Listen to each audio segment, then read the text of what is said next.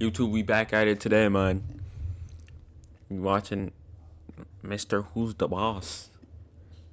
I tested 140 years of cars. Like the video, if you really like it.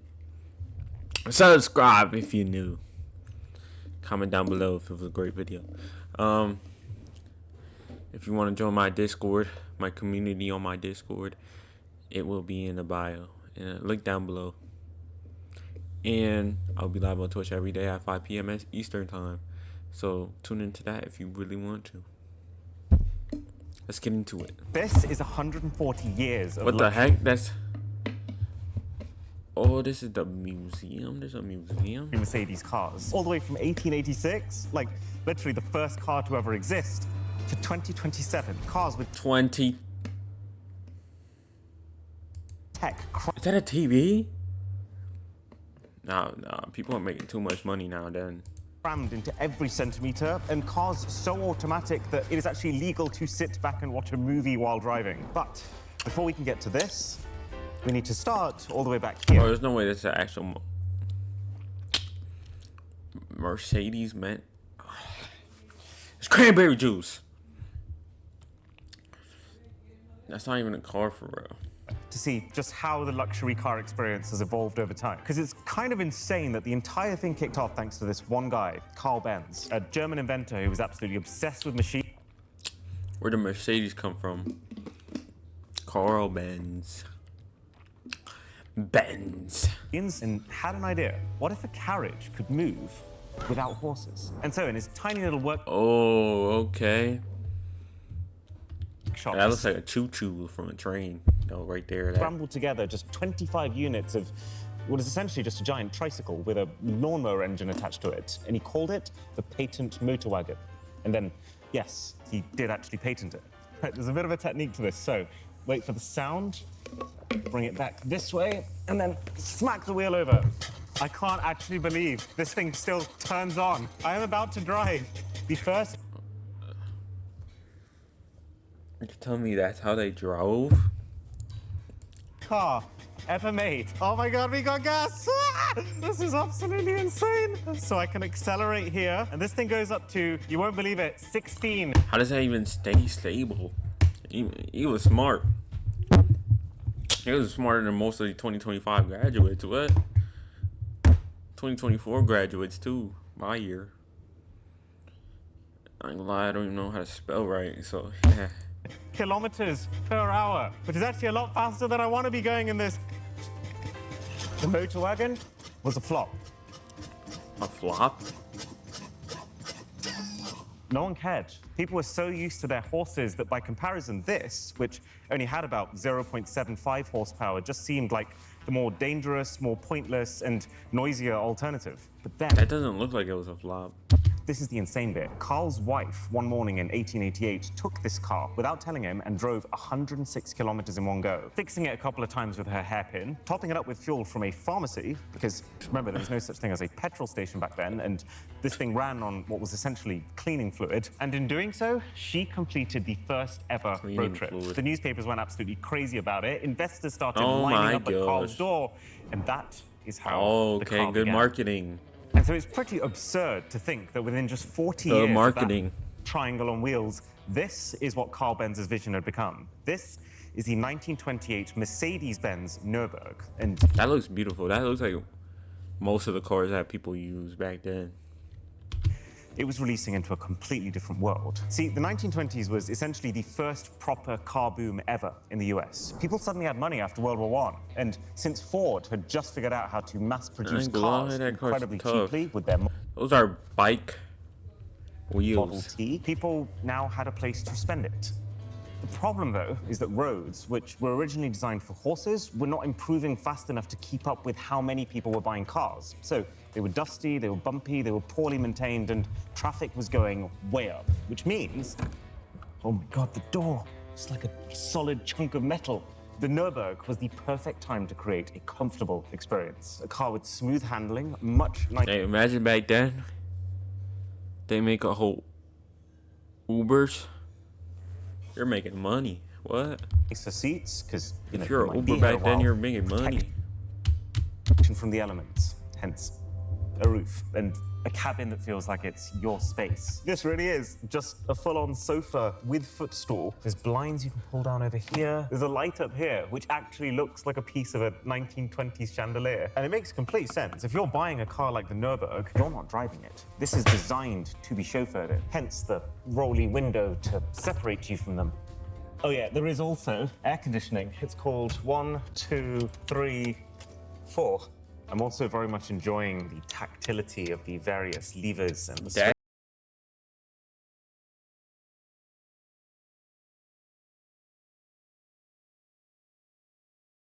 So the Nürburg was a moderate success. Mercedes sold around 3,800 units, which is a big improvement from 25, and it did cement the company as a serious player in the luxury car market. But, I mean, at the same time, they hardly hit the global mainstream. So they knew there was work to do, which is why, by 1954, their brand new Man, I like the other car better, bro. This one looks Mercedes-Benz mid. Ponton looks completely different. I mean, for starters, the body is significantly more rounded. You see these fenders over the wheels, they are now completely integrated into that body. And the headlights, they're The wheels look better, though. no longer protruding. You put all of these things together, and since that last car, the drag coefficient, the measure of how much air resistance that you have to fight through while you're driving, has come all the way down from 0.8 to about 0.48.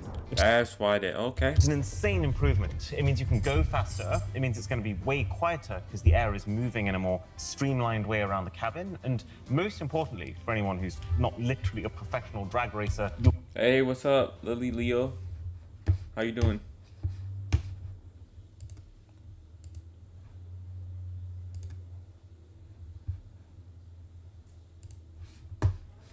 That's good, that's good, that's good, just chilling. I'm good. Just watching this video real quick. getting a car that uses about 25% less fuel per mile. 25. The other side to this upgrade is the bit that you can't see as much. This car, first half of the century, the entire philosophy with car safety has just been an armor approach. Make the thing From the, oh. as solid as possible. Pack it with the heaviest metals and you'll survive Yeah. anything. And that was kind of true. 1951, damn. These are unks. Cool. Yeah. Chill state. If you looked at photos of 1950s cars right after a crash, they actually do look completely fine, but it's the passengers inside who are not. It's around this time that companies realize that if the car isn't absorbing the impact, then energy is So what the heck is that? going to go straight to Damn. Shit just went either the people almost. sitting in that car You didn't go or flying, the though. people hit by that car, which is why the surrounding metal on this is so much thinner, and why in future cars they start to create crumple zones, where the front and back are actually designed to compress in a collision. And it's why in 50s cars right after a crash, they actually do look completely fine, but it's the passengers inside who are not. It's around this time that Oh, okay. So that's why. companies Okay. realize that if the car isn't absorbing the impact, then energy is going to go straight to either the people sitting in that car or the people hit by that car, which is why the surrounding metal on this is so much thinner, and why in future cars they start to create crumple zones, where the front and back are actually designed to compress in a collision. And it's That makes sense.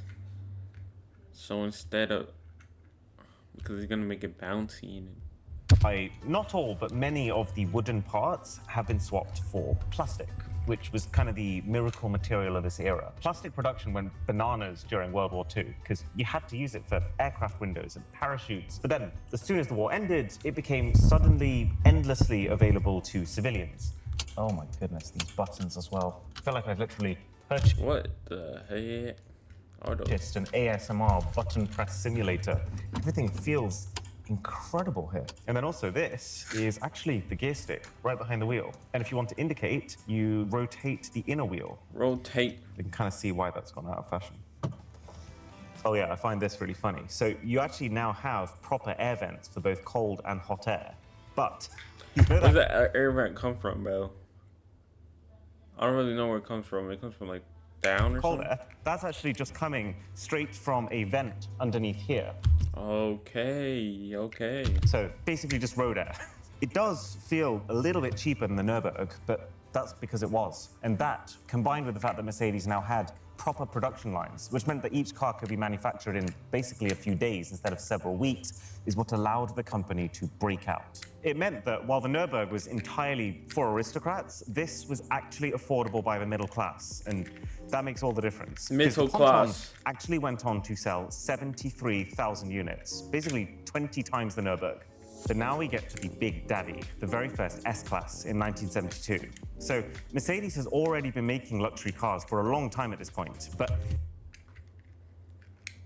feel like this one looks worse than the other one. S-Class was special. No, literally, the S is short for Sonder, which in German means special. See, up until this point, Mercedes luxury Special. cars were very much all about just having a smooth, laid-back ride in the backseat of your chauffeur-driven car. But this is the turning point, at which it also became about maximum safety and maximum speed.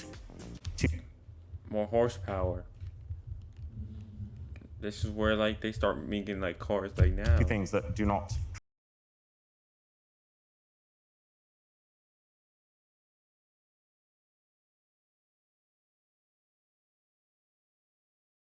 now that everyone kind of had somewhat comfy cars, at least in the US, the way to make yourself luxury now was the ability to get to your location faster than other people. This was like the new meta for how people would flaunt their success. So there's tons of little improvements. Like, for example, they've now ribbed their lights so that it's harder for dirt to get on the inside.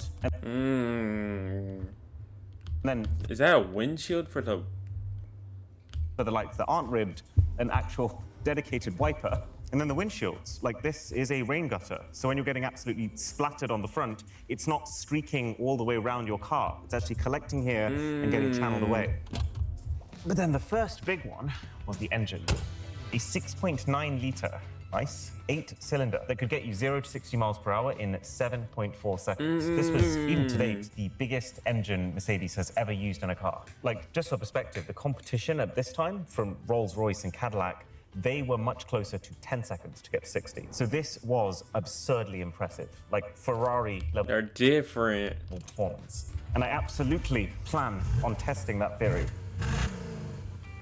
Fun fact, my first time ever trying to drive on this side of the road. It is highly confusing. That's why you start me off in something worth, what is this, like $300,000? Yeah, roughly. Okay. Yeah, okay. Right, here we go. 300,000? Whoa! Woohoo! That's the stuff. I can absolutely see the appeal of this vehicle in the 1970s. So you can kind of see why the second big change is that this was also the first car to feature the electronic anti-braking system, or ABS, that Porsche. has basically become a mandatory requirement in newer cars. If you suddenly hit the brakes while going really fast, there's actually a computer inside of here that is paying attention to each one of your wheels. Then instead of just locking all four wheels and therefore making the car skid forward, this computer would notice when one of the wheels is about to stop spinning entirely, and then just before it does, quickly reduce the brake pressure on that wheel, allowing you to still have some control of the car and steer away of an animal that's just run onto the road, for example. I mean, considering how powerful the thing is, it was also surprisingly floaty to drive, which makes a lot of sense given that by this point, Mercedes has also introduced air suspension, essentially replacing the coiled springs that would sit between the car and the wheels with rubber bladders that are This looks like kind of bigger than filled with normal. pressurized air. If you Like put more from the things in the car bottom. and it gets heavier, then the car just pumps more air into those bladders to lift it back up again. That, Michelin. or it's just these incredibly bouncy seats. Like, these actually feel like Mercedes just got a bunch of packing foam and stuffed it inside. You can hear it, right? It's very rustly. Upside is it's kind of like the 4D experience while you're driving. Oh, yeah.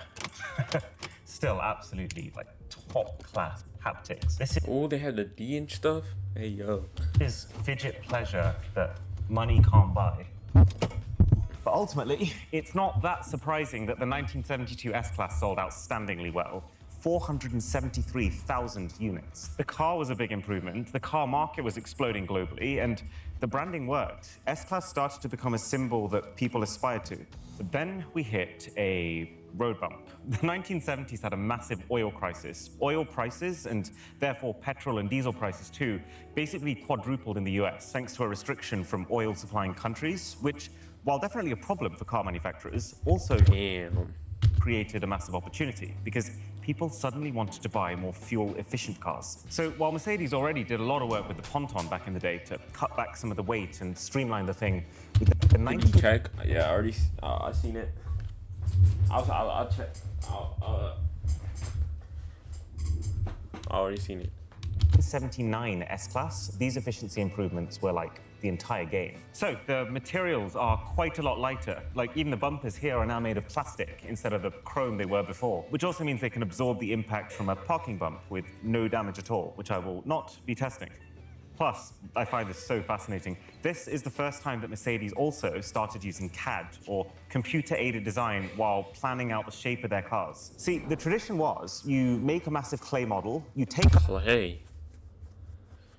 Right now I'm doing some, so I'll probably do it later. that model to a tunnel, and you see how smoke passes around that clay model to determine how aerodynamic it is by eye. So obviously, that was a very slow, imprecise process. So finally being able to visualize and fine-tune simulations thousands of times on a computer meant that you could make a lot more micro refinements before the car went into production. Like how, I mean, even just the front of the car is a lot more rounded off compared to its predecessor. The wipers, they're now way more recessed. They can basically disappear when not in use.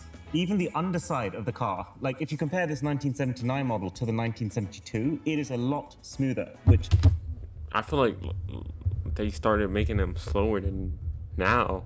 Low key. They make one like every year now. Which the cars like kind of don't even change for real. reduces the turbulence of the air. Again, good for streamlining. You put all these little tunings together and it actually makes a massive difference. In just 7 years, the drag coefficient has come all the way down from 0.45 on the original S-Class to 0.36. The second big change this time around is airbag. Yes, singular. Only the driver gets one here. But still, when you think about how this actually works, this is better. A miracle at the time. It involves a bunch of sensors in the car that can detect very sudden deceleration, which, if you think about it, is a sign that you've hit something hard. Those sensors have to send a signal very quickly then to a pyrotechnic igniter that essentially sets off a controlled explosion inside the car, which is the only way that you could produce gas fast enough to inflate those airbags in time. While this That makes sense. is happening, your seatbelt, which now has pre-tensioners fitted inside of it, tightens to keep you in the right place for the airbag. And then, as you hit that airbag, they have also got to make sure that it has just the right amount of vents so that you aren't just bouncing off the thing. It's got to deflate with your head. All of that happens within 30 milliseconds after impact in this car. Blinking your eye is about 100. It's insane. There's no such thing as an official... Damn. That's actually crazy. I can blink slower than that. car safety rating at this time, but the tests that Mercedes did on this car to show how safe it was ended up becoming most of the global crash test requirements later on. A lot of very interesting things going on with this interior as well. So there's a switch down here that actually allows you to change the tone and volume of your horn depending on if you're in the city or if you're in the country. Or alternatively, just how pissed you are. You're either this or you're this. Oh! Then this alarm clock looking thing. That's different. Is essentially the first time you'd have had access to preemptive car heating. You could pop in first thing in the morning and tell your car that in 20 minutes time you want it warm. I didn't expect the tech would be so advanced in 1979. Oh yeah, and then this little wheel here is actually probably my favorite bit. This allows you to choose where in the car the speakers are the loudest. So dial it all the way forward and the two people in the front seat can hear it. And dial it all the way back, it's Ooh, okay. party time in the back seat. A lot more squishy, soft-touch plastics in the cabin as well. Ooh.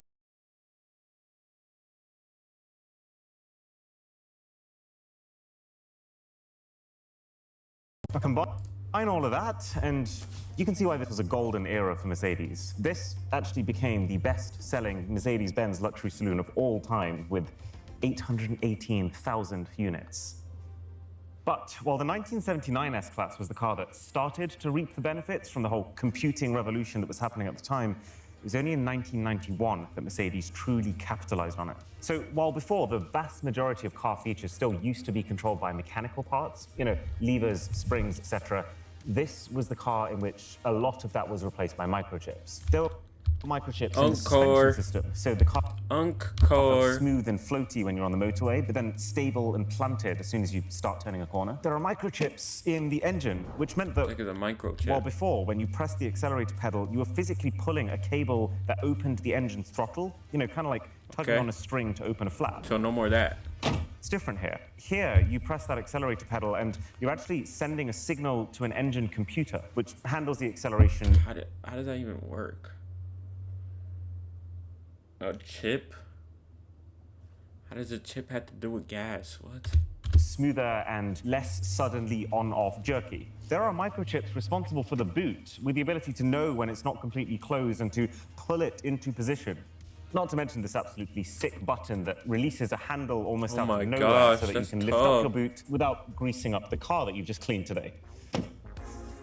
There are even chips controlling the interior. Like, this car could manage the temperature separately Okay, now we got temperature and for stuff. driver and passenger. There is even a microchip in the frickin' door to save your seat settings. Like, look at this. Look, if I hold number 2, it's going to move everything. It's moving the mirrors, it's moving the steering wheel, it's moving my seat forward. What This is the? What if you're not tall enough? more advanced than, like, most cars nowadays. Just generally, though, this 1991 S-Class became widely known for being insanely over-engineered, but in the best kind of way. Insane. Mercedes spent so much money just trying to make this the best, most imposing thing on the road that for the first few years, they were actually losing money while selling this thing. You can kind of see why. Like, this is the first time one of these cars feels silent to drive. I'm basically able to talk to you at almost whisper volume, which is kind of insane considering that the engine is still absolutely powerful. It's like 402 horsepower compared to the 0.75 we started with. Oh, but also, you want to talk about things that are 400? extra. These windows right here, they are double glazed acoustic windows. Listen Glazed to the donut. difference between when it's open. I'm sorry. It's in Oh, the it's closed. middle. Oh yeah, you want to see the single most straight out of a Transformers movie thing that I think I've ever seen on a car? Put it into reverse and parking rods will actually extend from the vehicle so that when you're reversing, you have a visual indicator of where the car is because the thing's just so damn big. Can you believe that these two cars are 7 years apart?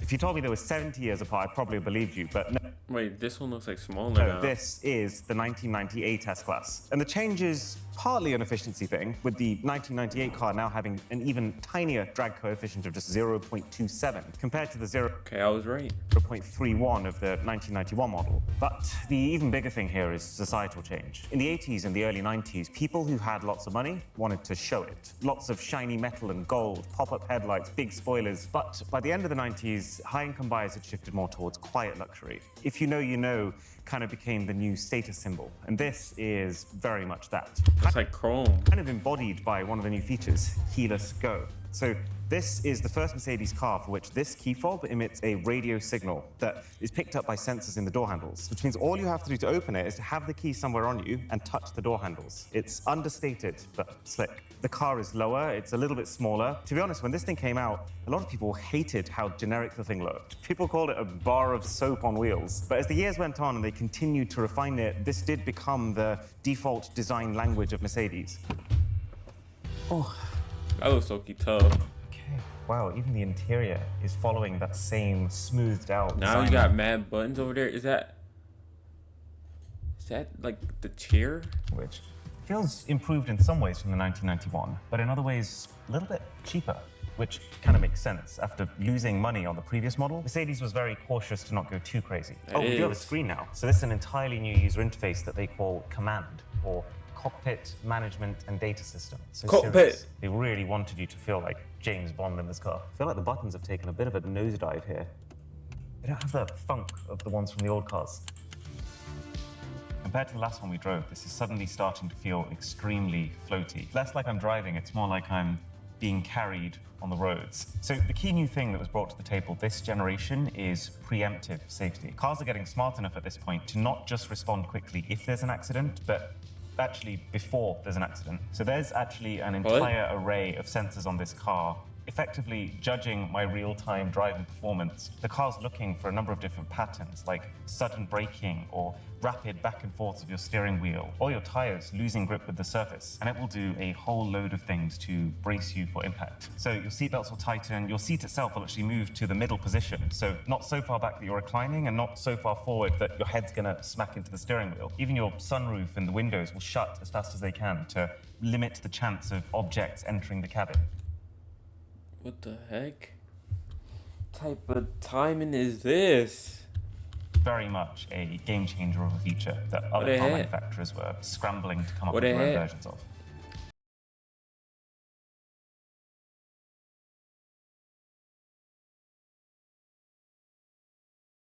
So tech was very ahead of its time here, but a lot of people weren't particularly happy with some of the cost cuttings when it came to materials and just the general heft of the car. So when it came to the next generation in 2005, Mercedes wanted to make sure they fixed 1 year before that section. I would basically say that 2005 was the year of the assist. Blind spot assist, lane keeping assist, speed limit assist, even like adaptive high beam assist. This is essentially where Mercedes cars became not just able to do some cool things. Just mad assist, damn. CP3 as a car. But intelligent enough that they could do those cool things on John Stockton. Like, for example, there's a camera right here that's tracking lane markings. If you suddenly start to drift out of your lane without indicating, then the car understands that that's probably you starting to fall asleep. So it turns that into an action which is vibrating your steering wheel. Right next to that is actually a night vision projector, which can turn on when the light gets low and emit infrared light, which lets you see 200 meters ahead of you, even to where your headlamps can't. Or, like, for example, it has adaptive cruise control. So the car maintains whatever speed you set it to, but also now with a set of extra radar sensors on the front, which allow it to automatically speed up and slow down to maintain whatever distance you would like with the car in front of you. Bro, what the heck? With the brake now even having the ability to self-activate if it thinks you might hit them. Just tons of stuff like this with this car. But this is just like computer made. It really makes you feel like they grabbed 100 engineers, stuck them in a room and said, what could go wrong while driving? And the interior just looks great. Fix it. Plus, unlike the 1998 model, which was a little buggy at launch, the tech this time has been a lot more thoroughly tested. And it's all finished off with a serious return to form when it comes to the interior. Like, this is nice. This is already better than like 99% of cars I've driven in. Oh, everything is just a thick, soft touch material or brushed metal. Oh my God. So this screen has something called split view, which means the passenger and the driver with the same display can actually see two different things. So I could be over here with my navigation on screen, and someone in the passenger seat can be controlling the radio at the same time. And then this wheel on the remote allows you to select whose view you're controlling. Well, that's different. Buttons are a little better, but it's just so hard to beat cars like the Ponton. You're also getting a lot more treated in the rear. You've got a drop-down mirror, you've got a screen on the back. This is starting to feel very top 1%. You know what? You might There's something in the back of the head of the seat. Getting an even better experience back here. Like this is a mini fridge. This is the point at which it feels like the S-Class has finally found itself. It knows what it wants to be, and people seem to want it, with this becoming the second best-selling S-Class ever. So, like, where do you go from there? How do you improve upon a car that assists you in every way you could want, that people raved about, and that sold phenomenal numbers? Well, the 2013 model was where Mercedes just decided to have a bit of fun with it, do the things that they wanted to do. For example, this is actually the first car in the world that's completely ditched traditional light bulbs. It's all LED, which has like a 10 times LED, oh, I can see it. Longer lifespan, it drains less power, and it's also more controllable, which means you can have certain parts of the light not on, which is specifically good for reducing the chance of dazzling someone. At least in the bad way, anyway. But also, it produces a cleaner, whiter light that just looks sick compared to the last one. Also, seating. Damn, is that TV? We've already had heated seats for a long time at this point, but this is kind of next level. This has hot stone massage seats. We're moving further and further away from physical controls, but this wheel is actually a low-key highlight, a sleeper hit. By massage standards, it's not very intense, but I guess that probably makes sense. You don't really want to be getting pummeled while you're trying to precisely navigate traffic. I get it sounds so excessive, but it was around this point that Mercedes had time to think. What would make someone driving this car happier, less stressed? And so they actually conducted an entire study solely centered around just lowering the heart rate of people sitting in one of these cars. Okay, let's see if they work. I find this so interesting because within these studies, they found a whole bunch of things like multi-zone ambient lighting. They found that especially cooler hues, they did actually reduce the heart They finally added lights inside. rate of both the driver and the passenger. They found that people were calmer when they could hear less road noise. So this is now laminated acoustic glass, and there's a lot more sound dampening foam specifically targeted in the areas of the car that were found to be noisier. And I would say I can tell. I would say this feels at least one tier quieter than even the 1998 model. They even found that pure air and nice scents Air freshener high. were part of the And look at the blue. There's a aura thingy, aura light. So this is the car where they also introduced the air balance system, which is essentially take out pollutants, add in Is that coffee? nice fragrances. I don't know if you can see this, I'm sweating. It's so hot in here. Car's like a freaking furnace. We gotta keep the AC off because of the noise. And then also, they took the car's awareness even further. So this can not just now keep you in a lane, it keeps you in the center of that lane. And it doesn't just warn the driver, it will actually steer for the driver. Whoa, what is happening to my seat? What is going on? As I was just turning, this seat actually nudged me slightly to the left. So it's keeping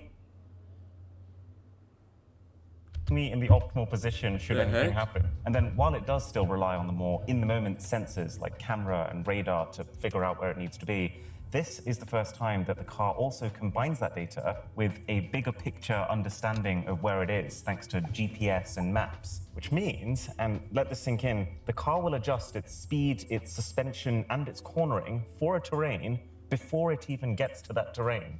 By the way, the camera we're filming this with is our sponsor, the Insta360 X5, just because it's the most versatile camera that I own. It's the only type of camera that can record this view while also recording this view, while also being able to seamlessly flow between those two views, such that you never really have to think about what you're capturing, you just know that you've got it all, while also being able to make its invisible selfie stick disappear, which is the only reason we've been able to pull off crazy stuff like this. Okay. Which I now no longer feel like an idiot trying to do, because should anything happen to the camera, you can now just pop one lens out and stick another one in on your Damn, that's tough. Which means instead of waiting weeks for a repair shop to fix it, it takes like a minute. And instead of having to pay the shipping costs to get it to a repair center, you can do it for free because they're offering a free repair.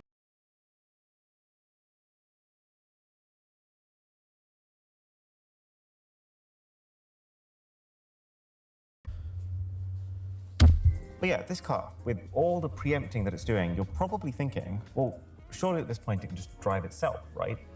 Well, kind of yes. This is the chart for driver automation. It goes from 0 to 5, where 0 is no automation, 1 is some automation, like basically control of either speed or steering, but then 2 is where this car sits, where both steering and speed can be controlled by the car. But you also need to be paying attention AI is taking over.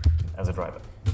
Now, the reason that I introduced that chart is because the 2020 S-Class takes us even higher 3. up on it, because this is the first car in the world to have level 3 autonomous driving, which means it can steer, it means it can adjust the speed, and you don't even need to be paying attention to it, unless it specifically asks you to, meaning that you are legally allowed to be on your phone while in the driver's seat, while going at 95 kilometers per hour. How is that possible? Well, essentially just by building in an absolute ton of redundancies, or backup systems. This car literally has backups to the backups to the backups. That game?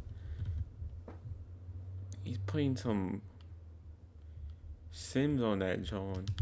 There's 4 different systems just telling the car where it is, for example. So much so that Mercedes is actually happy to come in and say, hey, we take responsibility for the task of driving away from the customer. And that's how you get to level 3. So even if your car can drive itself, it's not level 3 driving unless the manufacturer themselves takes responsibility over your safety in it. It's only legal to engage this autonomous driving in specifically designated areas, like, for example, here in Germany, the Autobahn.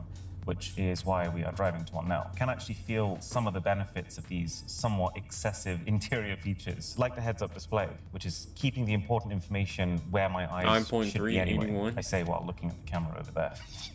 Okay, so the light has come on my steering wheel, which means the car knows it's on an autobahn and is ready to engage. So there you go. So it's going to take a couple of seconds, and while it does that, these turquoise lights are coming on. Okay. Take off your hands. And take off my hands.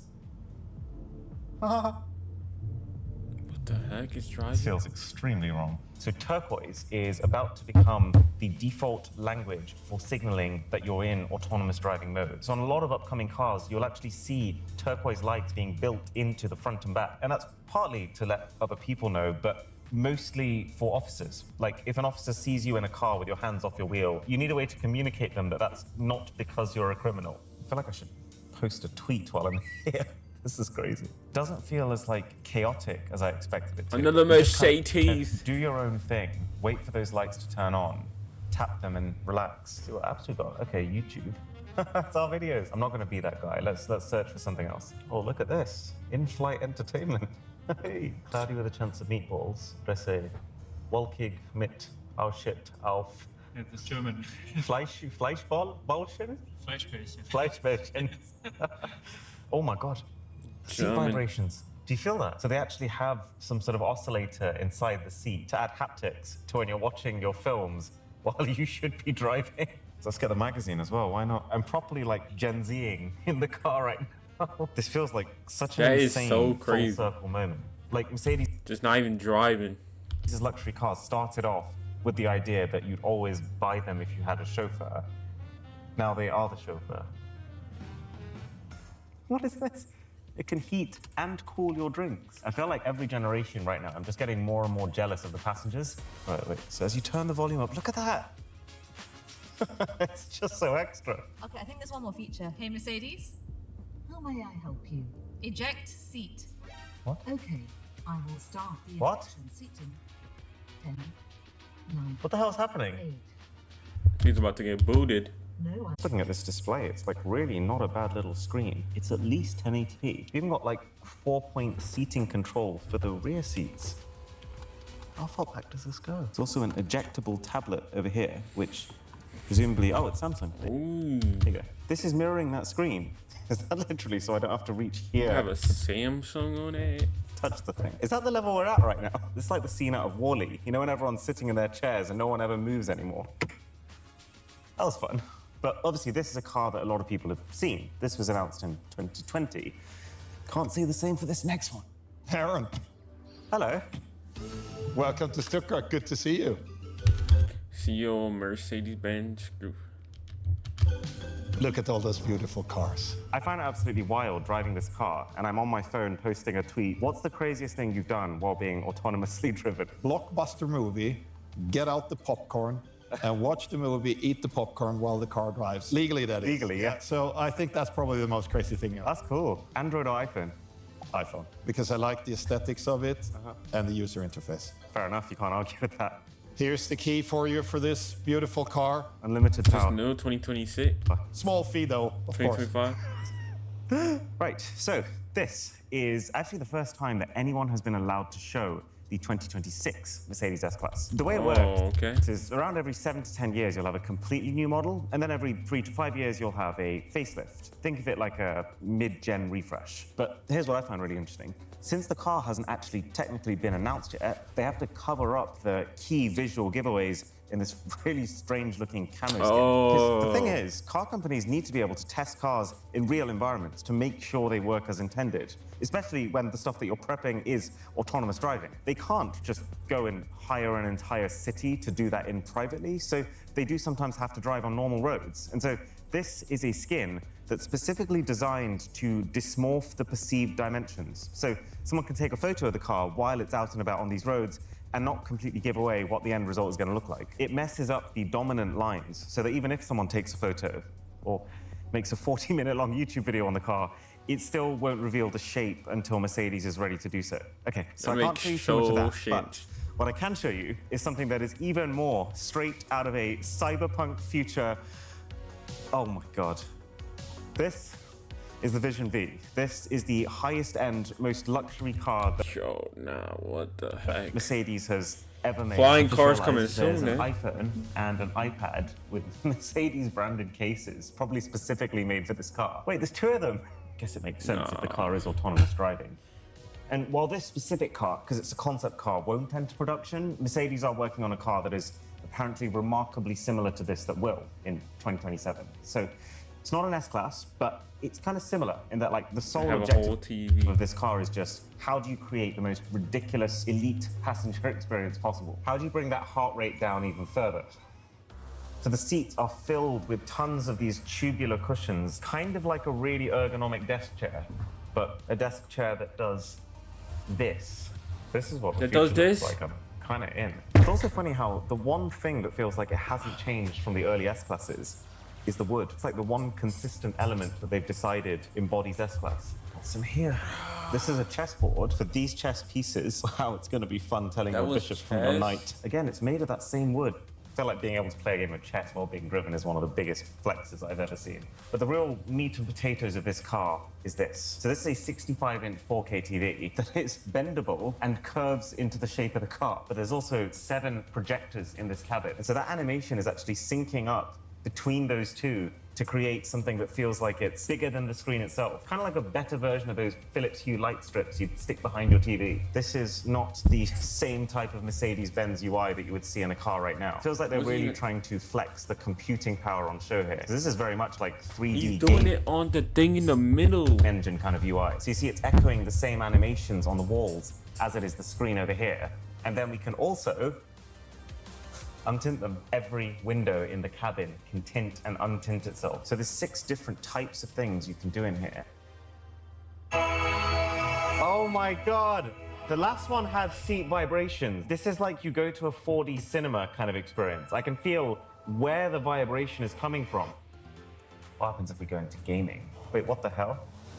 This looks insane. I'm not gonna lie to you, I picked up the Xbox controller and I judged a little bit, but this is definitely not running on an Xbox. This has to be running off some extremely high-end PC rig inside this car. It's a little bit wild because, like, the controller is vibrating, the seat is vibrating, I can hear the sound from like every single direction. When I came into this car, I was expecting flashing lights and lots of snazzy animations, but the thing that I wasn't ready for is actually how high quality of a media experience this actually is. And so you can totally see how something like this would reduce your stress while you're on the road, because it doesn't feel like you're on the road. Although there is something really funny to me about sitting in the back seat of the car while playing a driving game. And I guess it makes sense why the sound, it feels Is someone even driving, bro? Or is it just... so 360 here. Like, a top-end Mercedes S-Class might have like 30 or so speakers in the car. This has 42. So work. This Damn! 42 speakers. is probably what I'd spend the vast majority of my time doing. There's a Insane. webcam baked into the cabin so that you can take your work calls from here. Oh, this hits particularly hard just because of the journey we've been on to get here. From the very first barely motorized tricycle to a literal supervillain's space mobile.